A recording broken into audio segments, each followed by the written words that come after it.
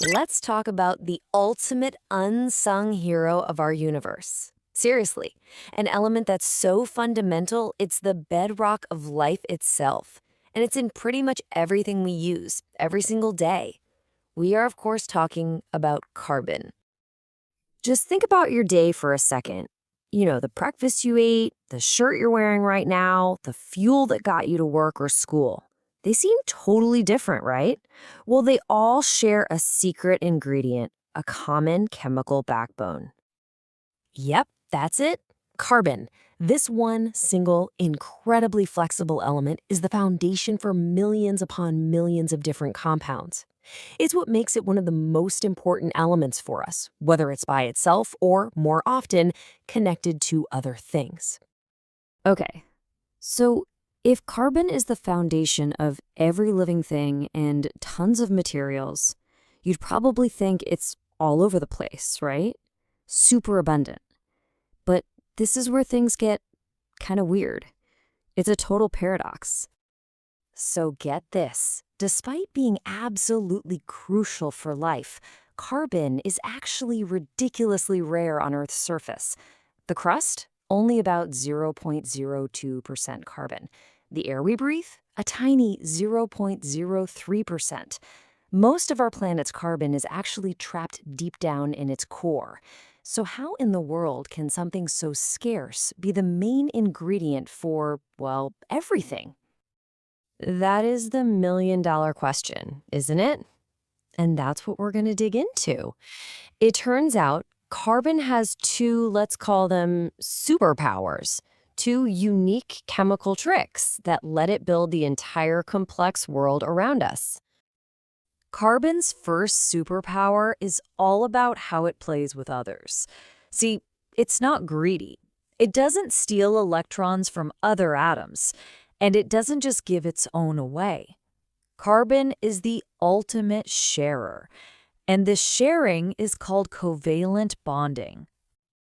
So, a lot of elements form what are called ionic bonds. It's like a transaction where one atom gives an electron and another one takes it. But carbon's way, covalent bonding, is more like a partnership. By sharing electrons, it creates these connections that are incredibly strong and stable. It's that strength that makes carbon-based molecules so dependable. Let's look at a simple example, methane. Your carbon atom comes to the party with 4 electrons it's willing to share. Then 4 hydrogen atoms show up, and each of them has 1 electron to share. So carbon links up with each of the 4 hydrogens, and bam, you get a perfectly balanced, super stable methane molecule. This ability to form 4 bonds is a huge deal. It's called tetravalency. All right, on to carbon's second superpower, and this one is the real showstopper.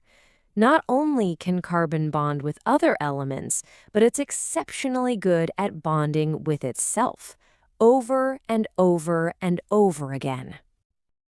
This amazing property is called catenation.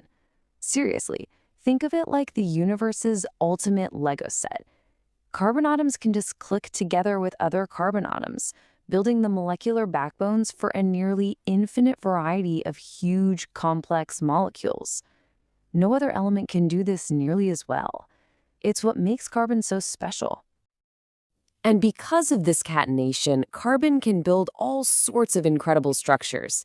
It can form these really long, straight chains you find in things like plastics. It can create branch chains, making molecules more complex.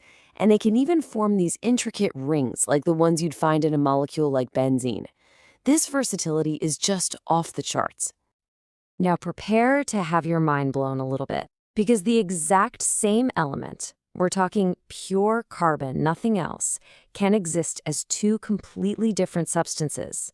And the only difference is how the atoms are arranged. Check this out. In a diamond, every single carbon atom is locked tightly to 4 of its neighbors in this super rigid 3D grid. The result?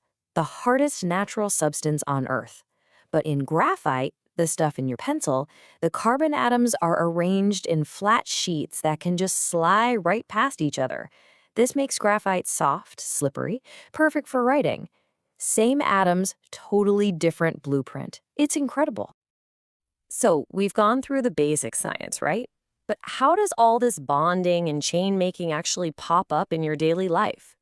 Let's connect these big ideas to some stuff you absolutely use every single day.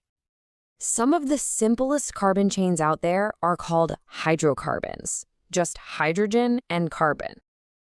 And we use them as fuel all the time. Methane, with just one carbon atom, is the main ingredient in natural gas. Propane, with 3 carbons, is what's in your barbecue tank. When you burn those bonds break and release a ton of energy. Okay, what about something a little more complex, like soap? This is just fantastic chemistry. A soap molecule is basically a long carbon chain with 2 different ends. One end, the carbon tail, hates water but loves oil and grease, so it grabs onto dirt. The other end, the head, loves water. So the tails trap the dirt in a little cluster, and then water comes along, grabs the heads, and washes the whole mess away. Without that carbon chain, soap would be totally useless.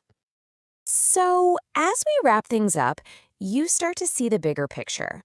Carbon's story isn't about being the most common element. It's about having a few simple, elegant rules that create a universe of almost infinite complexity. It really all comes down to these 2 keys that unlock everything. First, tetravalency, that power to form 4 strong bonds. And second, catenation, the master skill of linking up with itself to create endless chains and rings. Those 2 properties, working together, are why we have our world and even our own bodies.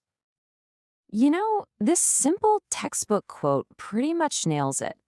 Carbon really is the ultimate multi-tool of the periodic table. From the simplest fuels all the way to the incredibly complex molecules that make up our DNA, carbon is right there at the center of it all. And that leaves us with one last really big thought to chew on. The chemistry of carbon is so powerful, so versatile, that it literally built life here on Earth. So, it really makes you wonder, doesn't it?